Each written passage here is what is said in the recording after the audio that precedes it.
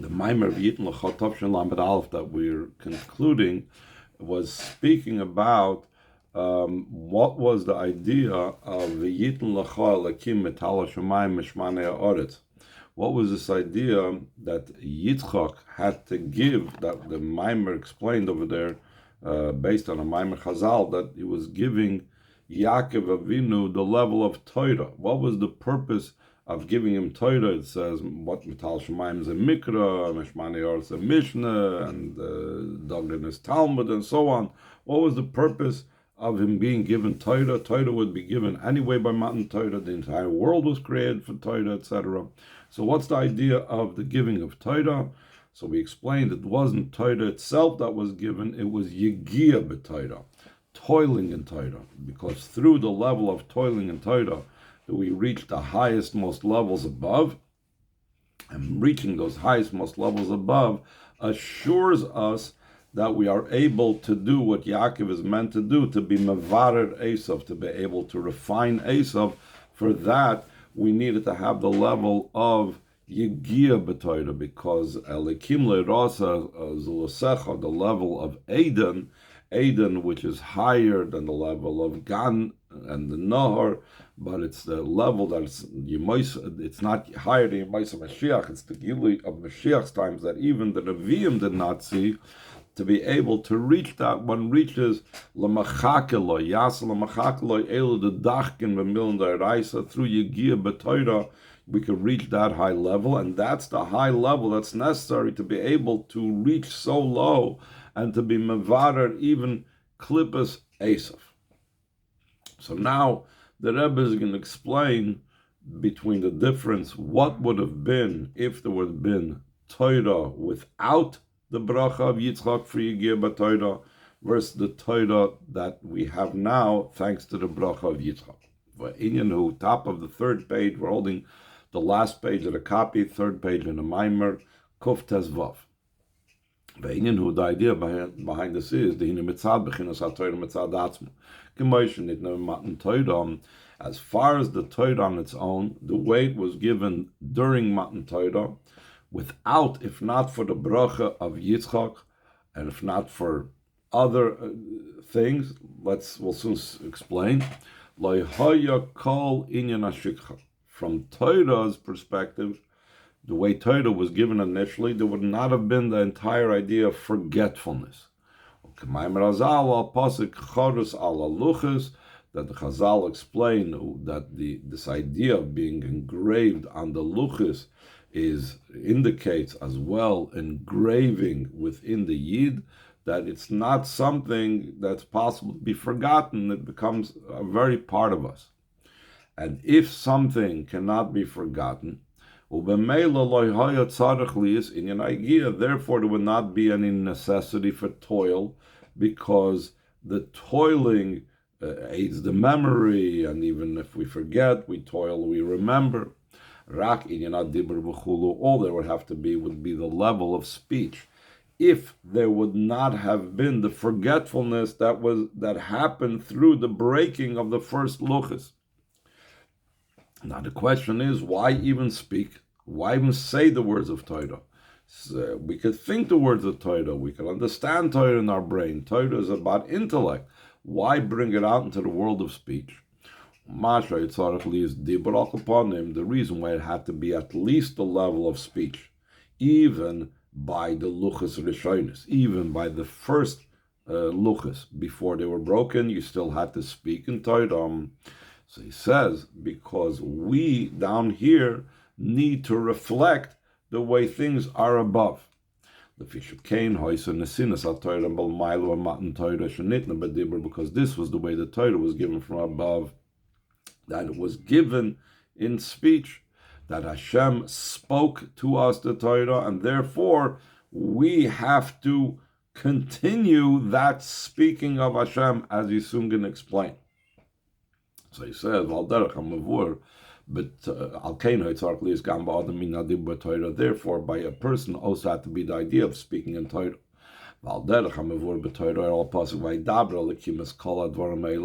Similar to what it says, that Hashem spoke all these words saying, all the Mefarshim ask, what is the lamer over here? Why does it say saying or to say? Usually, when it says Vaydaber Hashem al Moshe lamer, it means Hashem spoke to Moshe to tell over to the Bnei Yisrael. But over there, at that time of Matan Torah, the entire Bnei Yisrael were gathered. Why does it say lamer? To say over to whom? And if you'll tell me about later generations were also there, as we know that all the neshamas for all time were present during the giving of the Torah. So why does it say Vaydaber al Kimas Kol Advarim Eila lamer? So the explanation behind this is that the lamer is that Hashem spoke so that we should be able to say over the Torah in the same manner that Hashem does it. And just like the Chazal say,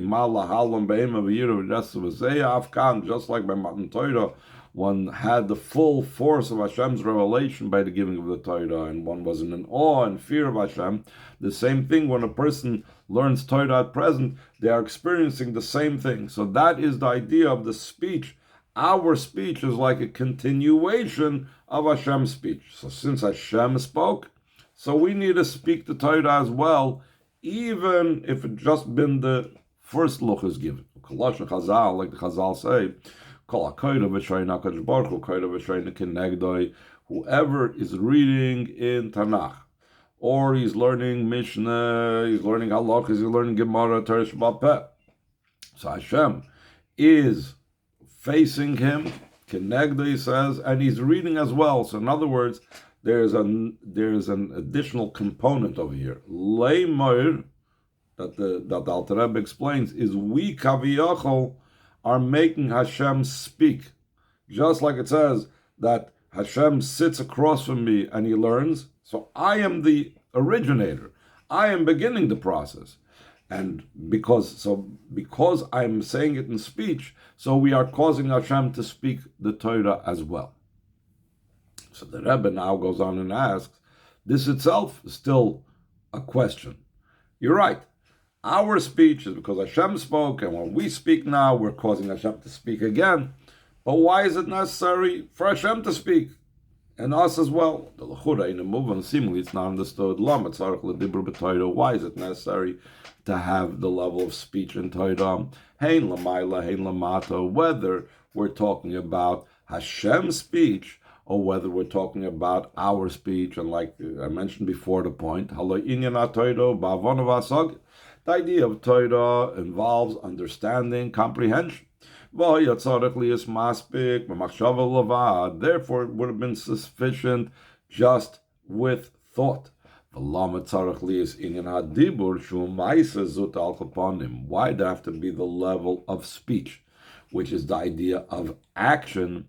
At least it's called a minor action in Lashon Chazal. It says, the Chazal say, Akimas Fosav Hava Maisa, the movement, the moving his lips in a certain manner, shaping his lips in a certain manner, that is considered an action to a certain degree. What does action have to do with the world of learning? Learning is an intellectual thing. Why is it necessary to bring it out in speech? We know that that's also part of the mitzvah of Talmud Torah. Unless a person is trying to figure something out, there's a mitzvah of Talmud Torah that he has to bring it out in actual speech. He has to enunciate it, or else he didn't fulfill the mitzvah. So why is it taka that way? So the Rebbe says, perhaps we can answer based on a very well-known Maimer Chazal. We can't answer according to what it says in the Gemara Eruvin, which is also brought down in Tanya. If the Torah is arranged throughout the 248 limbs and organs of the person, meaning that his recitation of the Torah, he's not just learning it in his mind, he's not just reading the Torah with his eyes, but he's actually enunciating it, and the more energy he's doing with it, the more he's involving his body in it, which is what Yidden do. We don't just say the words in an undertone or whatever, but we say it first of all with a whole chayis, and it's like you go into Beis Medrash and it's booming the noise, and people are swaying back and forth. Literally, their whole body is involved in the study of Torah. So when a person's entire body is involved in the learning of Torah, beginning obviously with the lips, beginning with the mouth, not just to have it in one's mind, then it's something that is kept. Then it remains with him. Then he won't forget it, at least not as easily and as quickly. And if the person does not have it arranged in his 248 limbs, he learns it very quietly, very calmly, and not enunciating it, so then it can be forgotten. And that's why we could say, that's why it had to be the level of speech by Torah learning. So the Rebbe says it doesn't fit in what we just now said.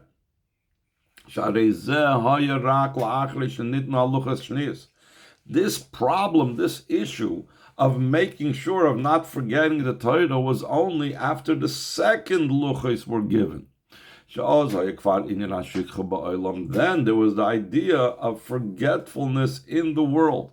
Since there was the possibility for forgetting Torah, therefore we needed to enunciate the Torah, we needed to arrange it in all the 248 limbs so that to ensure that we shouldn't forget.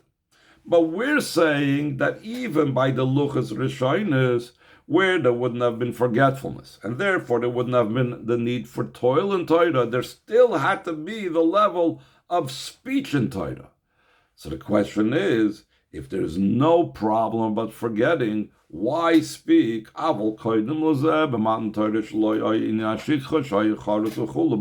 that, that there was no forgetfulness because it was engraved on the person, and just like if something is engraved on a stone, it's inseparable. The same thing, it's engraved within the person. It's impossible for him to forget. Kanal, like we said before, it's impossible to say that the reason why you need to enunciate the words of Torah is because you're worried about forgetting. So the Rebbe says one must say a different reason why it was necessary to have the idea of speaking and enunciating Torah. But the reason why one needed to have the level of speech in Torah is it says, "Behold, my words are like fire." The Torah is likened to fire. For example, a flame, when it's still within the coal, it's concealed. And as we know that sometimes you can have hot coals that we don't recognize that they're hot at all. They look totally black from the outside, but if you touch them, your chas v'shalom can get burnt. I tell you about not leaving hot coals on a campfire when you leave, because you don't know that it's hot, you don't realize, you think you're ready to put them out, whatever. It's dangerous. What is necessary yet to be able to bring the fire out that's within a coal from its state of concealment in the coal to a state of revelation? Why they ruach hanefeach?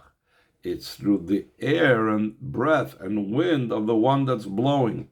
So you'll take, let's say, bellows, for example, or with one's mouth, and you'll blow on the coals until you'll have the fire appear, not just to be inside the coal, but it comes out. So Torah that's likened to fire, on its own, it's like the fire that's still concealed within the coal. In a similar vein in Torah, there had to be the level of speech in Torah, that the speaking is a breath. Through that it comes out from a concealed state to a revealed state. Just like speech in general. What is speech?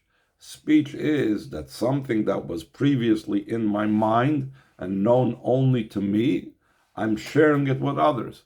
So the idea of speech in Torah is about manifesting and revealing and drawing down the Torah, because Torah on its own is something concealed and it needs speech to bring it out. And this is true even with the luchos rishonos, because we said before, luchos shniyos, you needed toil because forgetfulness could come in. But luchas rishonis, you still needed speech. Why? Because the gam mitzad luchas rishonis nitna toilo lamata dafke v'loy lamaylo. Even with the first luchas, the title was given specifically down here below. It wasn't meant to be above. Like it's explained in all the Mamorim about the Maimer Chazal, that when Moshe Rabbeinu went up upon high, the Malachim were complaining, what are you giving the Torah for people? Give it upon high. And then Moshe Rabbeinu proved to them, Hashem told Moshe to prove to them that the Torah belongs down here below. So since the Torah was given down here below, it had to come down into this world. It wouldn't have been enough. It would have been concealed in the upper world. Therefore,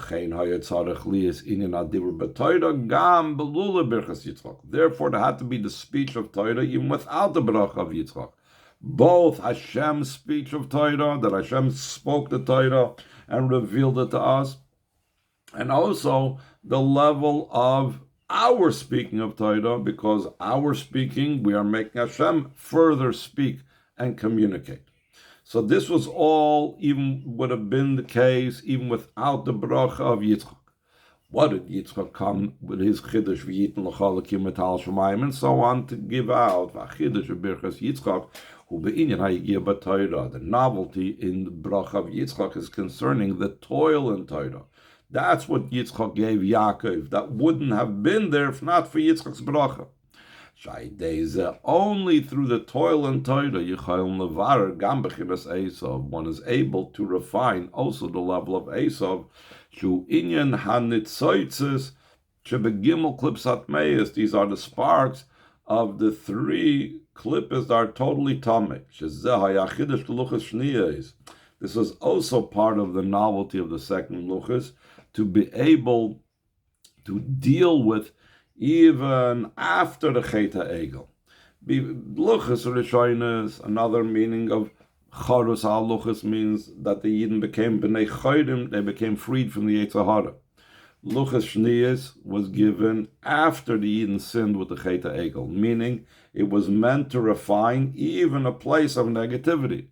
So that's why you needed to have the bracha of Yitzchak, which expressed itself after the Luchas Shniyas, that you needed to have Yigiyah b'Torah, you needed to toil in Torah. And that was to be able, only through toil and Torah were you able to reach such a high level of Elikus and be able to draw it down, to be able to elevate even such a low level, al Gimel Kibsat Meis, as a level of Esav. How come? Because only through toiling in Torah does one reach the level of Eden, which is the powerful revelation of Mashiach's times, after the beginning of Mashiach's times, but the times when even Nevi'im cannot describe it.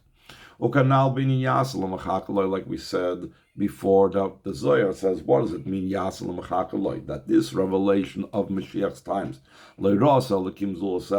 he will do to those that are Mechakaloy, that the Zohar explains Mechakaloy, Lamad Dachkim B'Bil D'Chochmosa, by those that pressure themselves, they put in effort in matters of wisdom, meaning they put in toil and Torah. Valkain, because it's so high, this great light is able to refine Esav.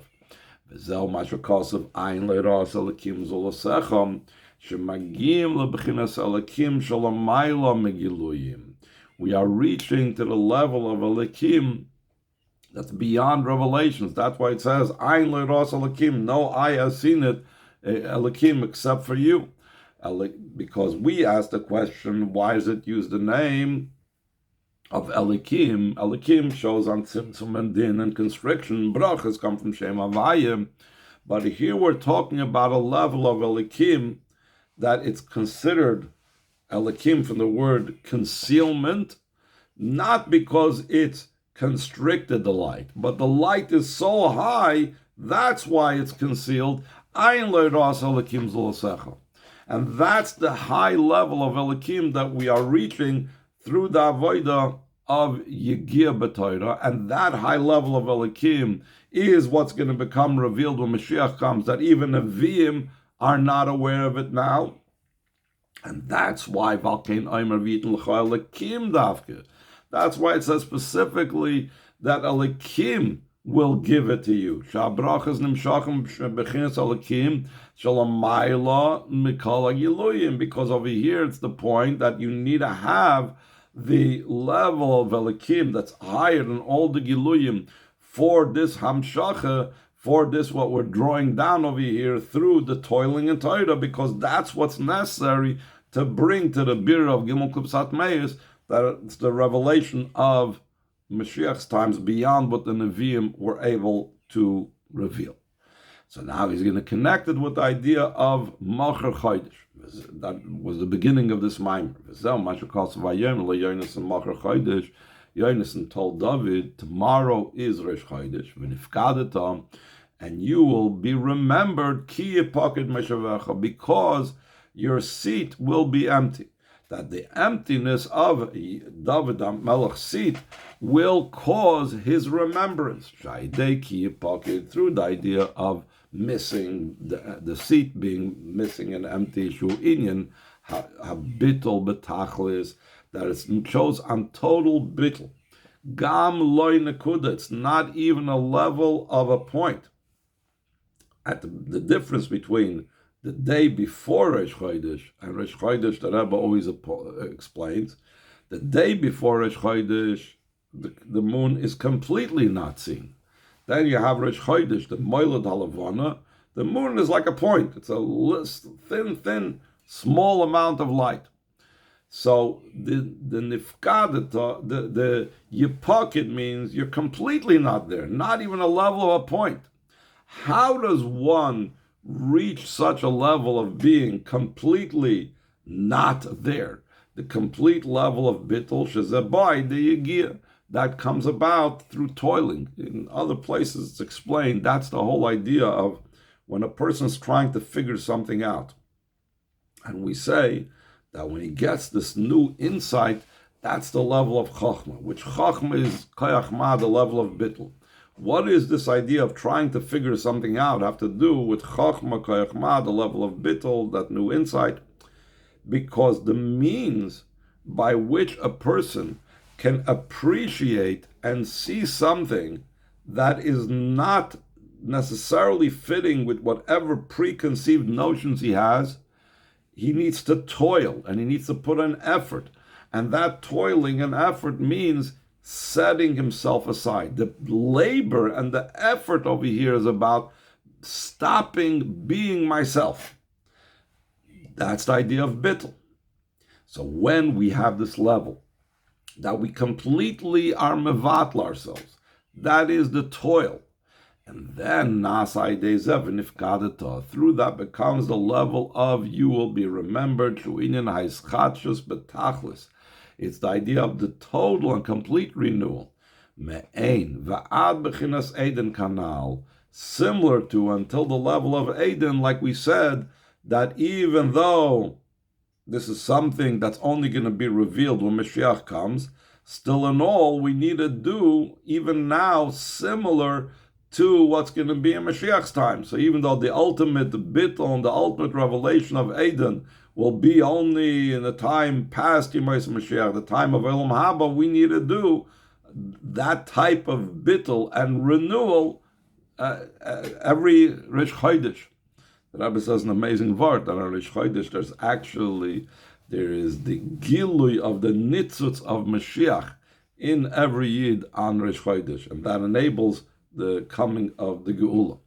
Ad David Higdil, until it says David Higdil, David increased. At the end of the Haftarah it says that David and Yehonathan were crying, and David increased his crying. But Chassidus, and the Rebbe explains, David Higdil means it's the greatness, it's the growth of David.